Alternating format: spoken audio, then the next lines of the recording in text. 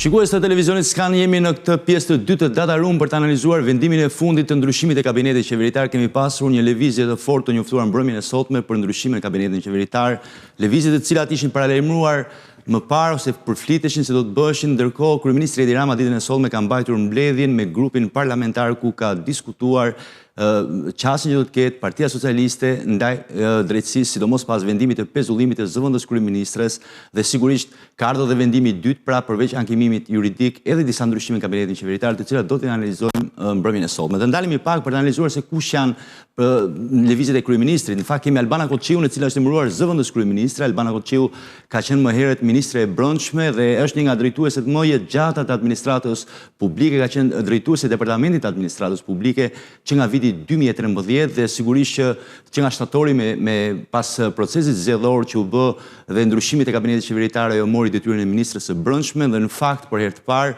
kemi një ndarje themi të pozicionit të zëvendës kryeministrit me ministrin dhe në rastin aktual Albana Koçiu do të jetë vetëm zëvendës ministre e zëvendës kryeministre. Ndërkohë për të vijuar më pas Enea Karakaçi do të jetë ministër i infrastrukturës dhe energjisë, ai ka drejton deri tashmë derisa të marrë po themi votimin në parlament, është drejtues i operatorit të sistemit të shpërndarjes së energjisë elektrike, ka një karrierë të gjatë në sistemin energjetik në vend, ka qenë pjesë e endit rregullator të energjisë, ka qenë pjesë e ministrisë, drejtori i politikave të Ministrisë së Infrastrukturës dhe Energjisë dhe sigurisht ka një arsimim që është jashtë Shqipërisë në Holland për pjesën e energjisë. Pra, dhe Enea Karakaçi do të jetë ministri i infrastrukturës dhe energjisë, pra sipas propozimit kur votohet nga parlamenti. Një lëvizje tjetër e kryeministrit është padyshim lëvizja e largimi i Elisas Piropalit dhe kalimi tek Ferit Hoxha, i cili do të jetë ministri i jashtëm. Ferit Hoxha vjen me një karrierë rreth 30 vjeçare në diplomaci, ka qenë përfaqësues i Shqipërisë në OKB, ka qenë ambasador disa herë dhe është një nga figurat themi më të njohura të pjesës së diplomacisë shqiptare, sigurisht i vlerësuar dhe me çmime në Francë dhe me sa vërejmë nga kjo lëvizje duket sikur kryeministri ka zgjedhur të japë një profil jo politik tashmë, por një profil teknik Ministrisë së Jashtme. Dhe sigurisht vendosja e zotit Hoxha është padyshim konsiderohet një lëvizje themi e një profili të nivelit lartë të diplomacisë. Toni Gogu nga ministër i marrëdhënieve me parlamentin do të jetë ministri i drejtësisë dhe duke zëvendësuar në këtë detyrë Besfort Lamallarin, i cili Toni Gogu vjen me një karrierë gjatë, është gjithashtu jurist, por gjithashtu edhe deputet i parlamentit dhe sigurisht është një lëvizje themi që i përshtatet dhe profilit për shkak të pozicionit të tij. Ermal Nufi është ministri i mbrojtjes, ka shërbyer si zëvendës sekretari i përgjithshëm i kryeministrisë, është jurist me master nga Universiteti i Tiranës, ka përvojës avokat, konsulent ligjor, ka pasur eksperiencat më parashme në autoritetin rrugor shqiptar, në Agjencinë e Kadastrës dhe në ASIG, dhe tashmë do të ketë pozicionin e ministrit të mbrojtjes sipas propozimit dhe sipas komunikimeve të orëve të fundit. Dhe sigurisht zoti Nufi është kandidatura që do të zëvendësoj Piero Vëngun në këtë detyrë që mbajti pozicionin si ministri i mbrojtjes që prej shtatorit të vitit të kaluar. Ndërkohë kemi dhe sigurisht edhe një lëvizje tjetër që është për sa i përket Besfort Lamallari, i cili do të jetë ministri i brendshëm. Besfort Lamallari ka qenë më përpara ministri i drejtësisë, sigurisht rikthehet në ministrinë e brendshme, pasi për shumë vite ai ka mbajtur pozicionin e zëvendës ministrit të brendshëm dhe do të zëvendësojë në detyrë pra pozicionin apo postin e lënë bosh nga Albana Koçiu. Dhe ndërkohë Lamallari ka një karrierë të gjatë si studiues i çështjeve të kriminalitetit, por gjithashtu dhe çështjet të sigurisë, konsiderohet si një nga ekspertët më të mirë dhe rikthehet pra në një pozicion që ka mbajtur për shumë vite në ministrinë e brendshme. Kemi edhe një lëvizje tjetër që është Eriona Ismaili, ministre për marrëdhëniet me parlamentin, që zëvendëson Toni Gogu në këtë detyrë. Zonja Ismaili është deputete e Vlorës, është zëdhënëse e grupit parlamentar të Partisë Socialiste, është juriste me formim në drejtësi dhe në komunikimin publik, ka shërbyer si koordinatore rajonale në projekte me projektin Bashkitë Forte dhe projekti Zviceran, dhe sigurisht që ka një karrierë gjatë për sa i përket marrëdhënies me institucionet e Bashkimit Evropian. Këto janë disa nga ndryshimet që janë bërë ditën e sotme në fakt, por do të kemi parasysh që duket sikur të gjitha këto lëvizje janë pjesa më e madhe vijnë kryesisht nga sektori juridik, pra kanë formim juristësh, pjesa më e madhe e tyre janë të arsimuar jashtë. Dhe gjithashtu kemi pasur edhe një lloj ripozicionimi të disa ministrave, por edhe ruajtje të stabilitetit institucional. Pra kemi pak prurje të reja dhe më shumë kemi lëvizje të brendshme. Por sigurisht do të analizojmë me kolegun tim Fatos Çoçoli pas siglës.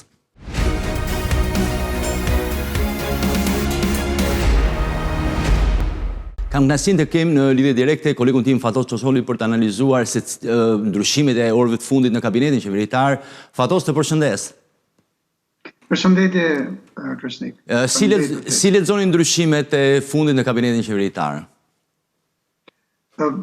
I lexoj 5 nga 7 ndryshimet që ti përmende me detaje dhe në mënyrë shumë korrekte si të detyruara. Pra, në rast se 2 ndryshime në nivel të antarëve të kabinetit qeveritar Krishnik kanë bëjnë me performancën, pra largohen 2 drejtues në Ministrinë e Jashtme, ti e përmende, dhe në Ministrinë e Mbrojtjes. 5 të tjera janë të detyruara sepse duhet në një farë mënyrë të zëvendësohet roli, personaliteti dhe kontributi i zëvendës kryeministres së pezulluar.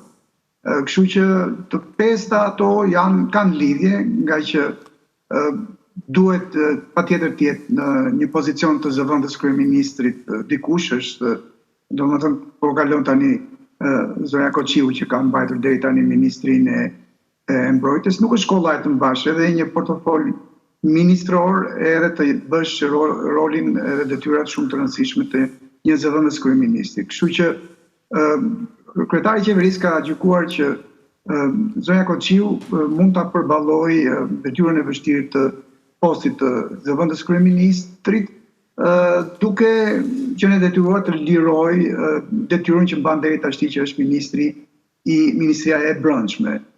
Ti përmende dhe lëvizjet e tjera, pra ministri i deri pak minutave më përpara i drejtësisë ka kaluar si ministri i brendshëm, ministri për parlamentin që jetë me të drejtë është një profil i plot juridik, pra është një jurist i njohur, i formuar me eksperiencë, kalon në Ministrinë e Drejtësisë dhe për mendimin tim në nivel të interesave të ekonomisë kombëtare Krishnik, lëvizja më e rëndësishme është ardha në detyrë të Ministrisë së Infrastrukturës dhe Energjisë të një profesionisti të spikatur, ti e përmende edhe pozicionet që ka patur përpara, nëse mos marrë dhe shumë kohë.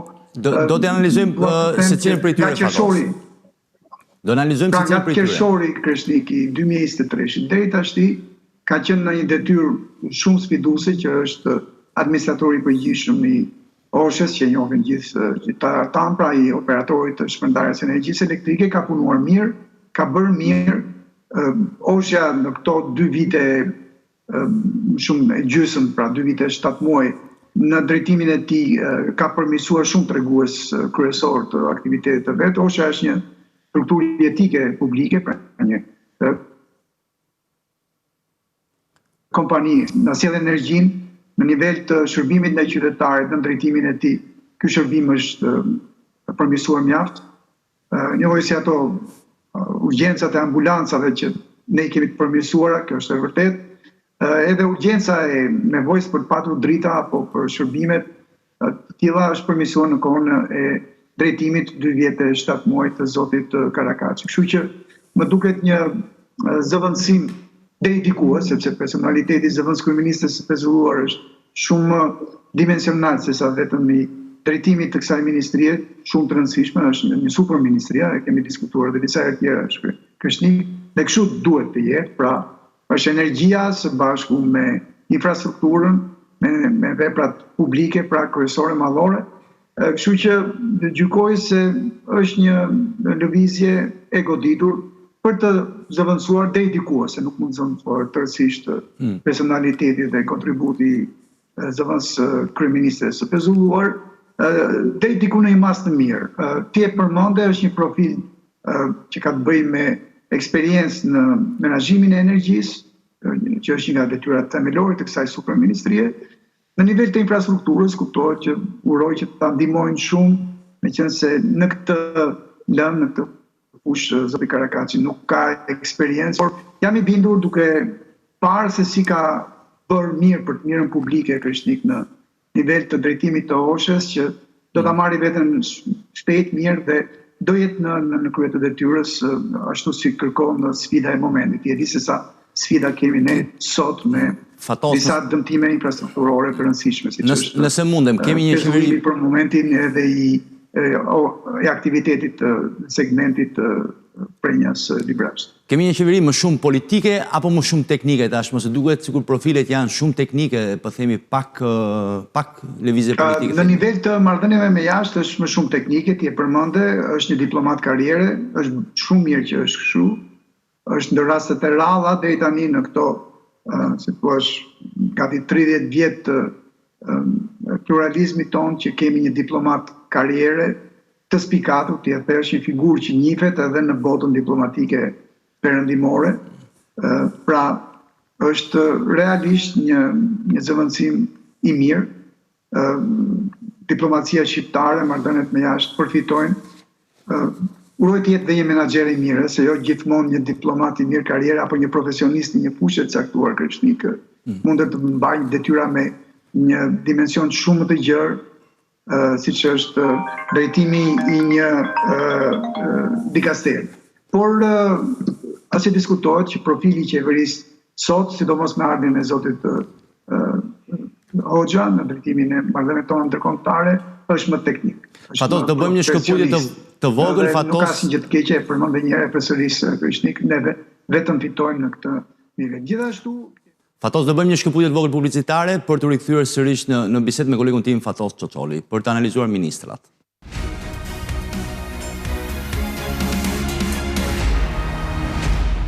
Jemi rikthyer sërish në studio me kolegun tim Fatos Çoçolli, do të analizojmë ndryshimet në kabinetin qeveritar. Kemi parë ndryshime të rëndësishme në mbrëmjen e sotme. Në fakt, Fatos, po thonim që ndryshimet janë më shumë teknike, por me sa vërim është rikthyer sërish tradita që zëvendës kryeministrit mos mbajë detyrë tjetër për vetëm të zëvendës kryeministrit. Pra kemi Albana Koçiun, e cila nuk e ka ministrinë e brendshme, por do të jetë vetëm në postin e zëvendës kryeministres.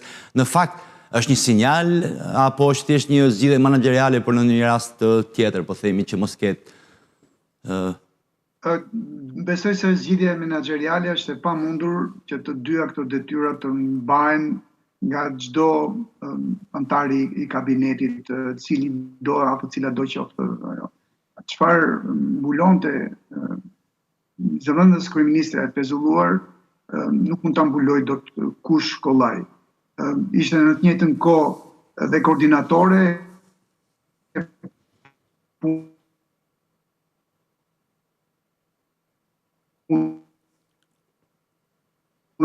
e kabinetit si ministre.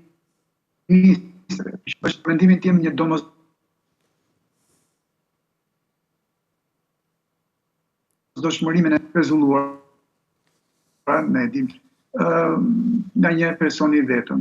Kjo është, gjykoj unë, arsyeja kryesore pse e ka detyruar kryeministrin që të lëvizi 5 gurës, në të skakerën e shahut, 5 gurë në mënyrë që të zëvendësoj një pezullim, urojmë të gjithë të përkohshëm, sepse e dim edhe se si u prodhua dhe çfarë dëmi real i solli menaxhimit të qeverisë son në këto muajt e fundit. Kështu që gjykoj se është bërë më tepër Kreshnik një ndarje për arsyet objektive menaxheriale. Ju përmendë pak më parë karrierën e zotit Enea Karakaçi, sigurisht po përmendim bashkë edhe karrierën e spikatur të zëvendës kryeministres Albana Koçiu, e cila do të thonë që ka karrierë shumë gjatë në administratën publike. Kemi një diplomat karriere si Ferit Hoxha, i cili rikthehet në ministrinë e jashtme, kemi ndryshimin në ministrinë e mbrojtjes. Duket sikur ka një ndryshim jo vetëm për pjesë korrigjimi, por më duket sikur ka një ndryshim edhe për sa i përket pjesës atyre që janë prioritete kryesore, që është siguria, infrastruktura, energjia. Pra, një farë mënyrë kemi një ripozicionim të gjitha këtyre zhvillimeve, sepse janë sektor të rëndësishëm. Ministria e Jashtme jemi në proces të integrimit, ku Shqipëria, themi një farë mënyrë, do duhet të ketë aftësi më të mëdha negociuese dhe sidomos teknike. Kemi nga krau tjetër sfida të mëdha, sepse kemi investime të rëndësishme në sektor, pra janë bërë përzgjedhjet duke pasur parasysh edhe këto element? Asgjë diskutohet, po.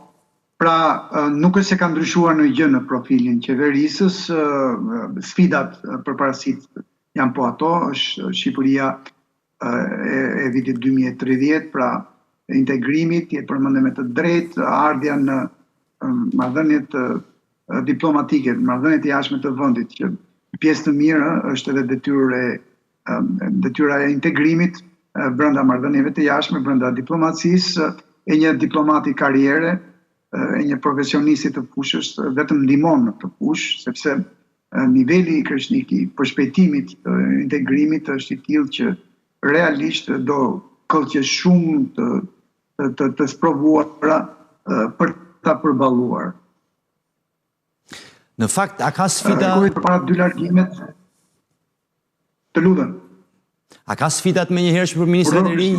Sepse në fakt duket sikur ka sfida, sepse kemi një sër projekte, po themi, ka sfidat mëdha, po të analizojmë për shembull për infrastrukturën dhe energjinë, kemi tek Ministria e Brendshme.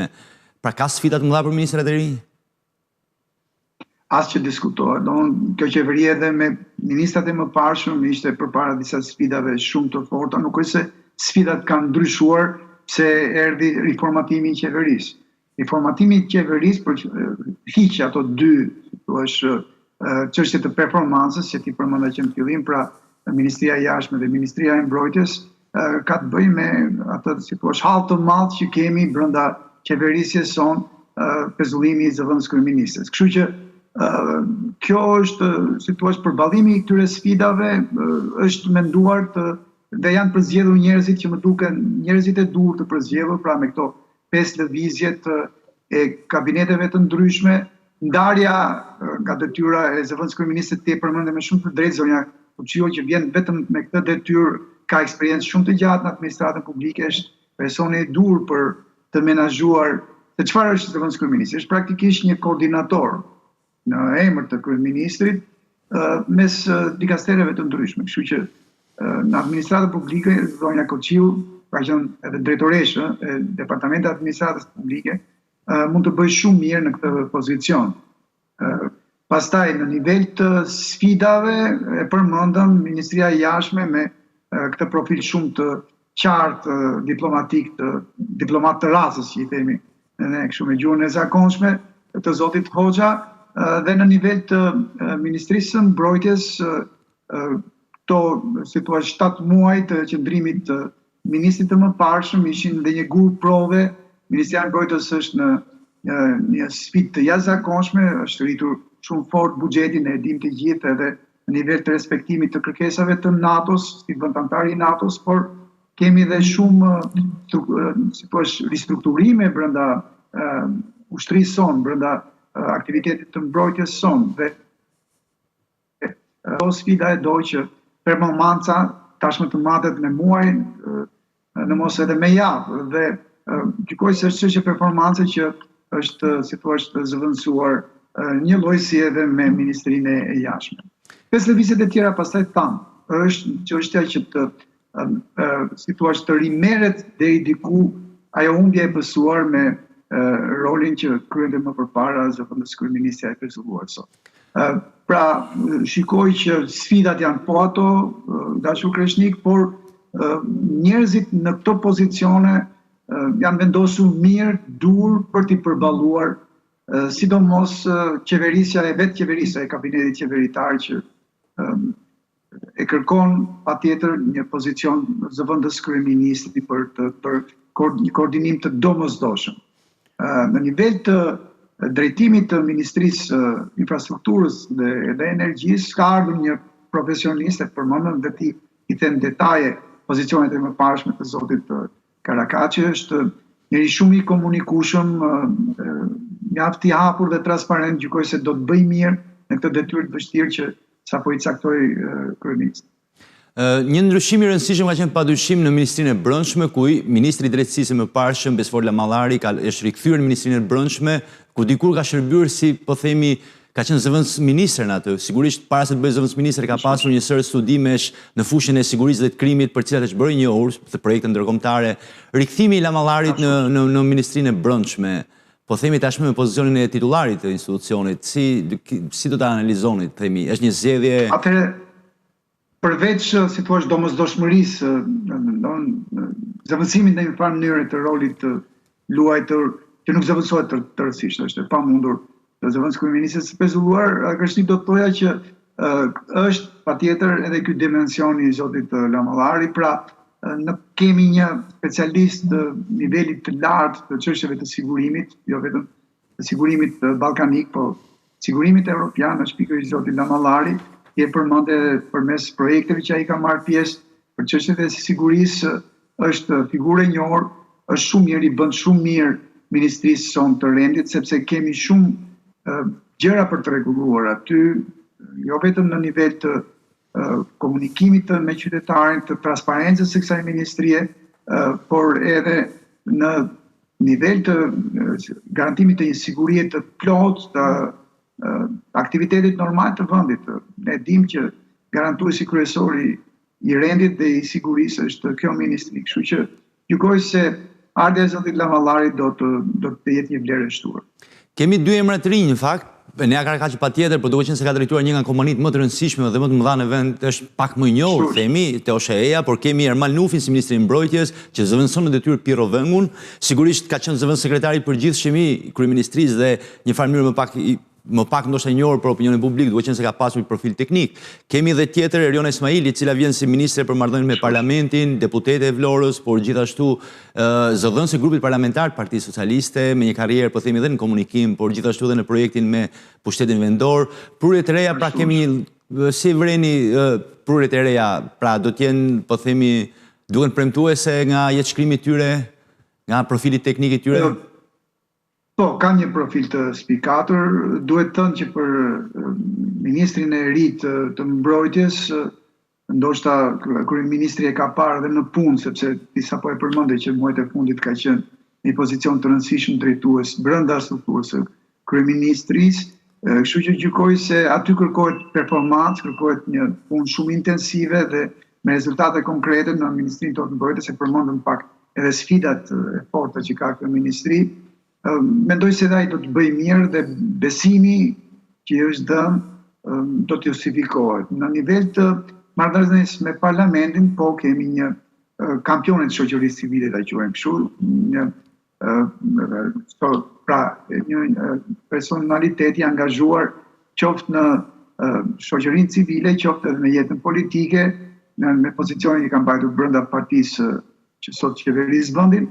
Dhe edhe ajo është e prirur të bëjë mirë Kreshnik nga kjo eksperiencë e saj, është njëkohësisht përmes edhe projektit që ti e përmende, që projekt jo pak i rëndësishëm i zhvillimit të pushtetit tonë vendor, i financuar nga një strukturë e rëndësishme, financuese e jashtme, siç është Kooperacioni Zviceran, kështu që gjykoj se i ka lidhjet e dhura, eksperiencën e dur për të koordinuar mirë punët e qeverisë me kuvendin. Është një detyrë shumë duket kështu si pak e rëndësishme, nuk kemi mësuar ne, por roli i koordinatorit mes qeverisë dhe kuvendit është nganjëherë për të nxitur, për të dhënë efektivitet në punën e propozimeve. Ne dim që propozimit kryesor për ndryshimin e ligjeve vijnë nga qeveria, mund të jetë edhe shumë ndihmues në mos përcaktues. Kështu që ju uroj vërtet sukses zonjës në fjalë, nga që eksperienca e mund ta bëjë një koordinatore të mirë efektive të raporteve mes qeverisë dhe kuvendit. Dhe një pyetje të fundit Fatos, nëse mundem. Nëse ne do të shohim po themi lëvizjet që janë bërë, para se të bëshin lëvizjet, është diskutuar vazhdimisht nëse mund të kishim ristrukturime të vetë ministrive dhe jo vetëm ministrave, janë diskutuar gjithë shumë variante. Me këtë lëvizje për përmbyllje, cili mendoni se ka qenë mesazhi i kryeministrit, pra çfarë mesazhi ka dashur të jap kryeministri, një mesazh vijimësie, një mesazh stabiliteti, shohim figura që pjesa të 6 ministrat, po themi që janë ndryshuar, janë të 6 me eksperiencë në administratën publike. Pjesa më madhe e tyre janë juristë. Pra ka një mesazh vijimësie, çfarë mesazh apo stabiliteti mbi administratën, çfarë mesazhesh mendoni që është përcjell me këtë pjesë dhe si parashikoni se mund të vijojë, po themi, pra aspekti jo vetëm i ndryshimeve në qeveri, por edhe aspekti tjetër politik i Partisë Socialiste. Faleminderit për të pyetje Kreshnik, vërtet është ndoshta kryemesazhi ajo që i vijimësisë, sepse përmendem me të drejtë në pyetjen praktikisht edhe analistë thënë që kemi 6 si thua pozicione të njerëzve të ri, si thua të zona, por që kanë një eksperiencë shumë të gjatë në administratën tonë publike. Pra, vërtet kemi një vijimësi, pra jo nuk do t'ja lejoja kur vetes të jetë në formën e batute, kjo që duhet të them, por pra nuk është se nuk kanë ndryshuar asgjë, por çfarë kemi ndryshuar është brenda të të zakonshme së kësaj qeverie që ka të bëjë me përparësitë që i ka dhënë vetes me Shqipërinë, mos e harrojmë asnjëherë, e vitit 2030, pra me super sfidën e gjithë neve që është integrimi sa më shpejt në Bashkimin Evropian, po janë dhe të gjitha punët publike aty që për shkak të ne kemi diskutuar shpesh të disa kushteve të sotme, disa kufizimeve, edhe janë ngadalësuar ose është rrezikuar ngadalësimi i tyre, por që nuk duhet kurrësi të ngadalësohen në të ardhmen, kështu që këto ndryshime unë e shikoj si një energji e re e sjell për të mos penguar punën qeverisë dhe për të garantuar pikërisht kjo qeveri edhe duke u riformatuar, nuk është pak, domethënë 7 pozicione të kabinetit të ndryshohen, praktikisht i bie gati gjysma. Duke u riformatuar sërish nuk i harron objektivat e saj, nuk i harron detyrat përparësitë e saj kryesore. Kështu që jam dakord me ty, brenda edhe pyetjes analistë tënde që kryemesazhi ka qenë po, do të vijojë kjo qeveri, nuk është se këto ndryshime erdhën sepse qeveria ka punuar keq apo ka ngecur apo ka rëshqitur diku, është një moment që duhet zgjidhur, që ka të bëjë me një pezullim që ne dim të gjithë si erdhi e qysh po vijon, por që është aty dhe që patjetër i duhet dhënë një zgjidhje këtij momenti të këtij ngërçit të ardhur nga jashtë, pra jo nga brenda qeverisë dhe qeverisjes. Kështu që gjykoj se është vendimi i duar, lëvizja e dur, por ama mesazhi gjithë një bimësia është aty. Pra asgjë nuk ka ndryshuar në përparësitë tona qeverisë, asgjë nuk ka ndryshuar në vrrullin e realizimit të investimeve kryesore, projekteve madhore me parat e taksave tona, por edhe me ndihmën e planit të rritjes së Bashkimit Evropian, dhe kryefjala që është integrimi i vendit është ndoshta përforcuar me ardhin e një diplomati karriere, një personaliteti me peshë në fushën e diplomacisë shqiptare në 34 vitet e fundit. Fatos, falenderoj për bisedën që zhvillove me mua. Faleminderit ty Krishnik për ftesën. Shikues të televizionit Skan, kemi pasur pra ndryshime në kabinetin qeveritar, të cilat i kemi analizuar ditën e sotme, kemi parë shkrimet e ministrave të ri, kemi analizuar me kolegun tim Fatos Çoçoli se cilit mund të jetë impakti dhe mesazhi që ka dhënë kryeministri me këto ndryshime në kabinetin qeveritar. Bashkë do ndajemi këtu për të takuar javën e ardhshme. Miropafshim.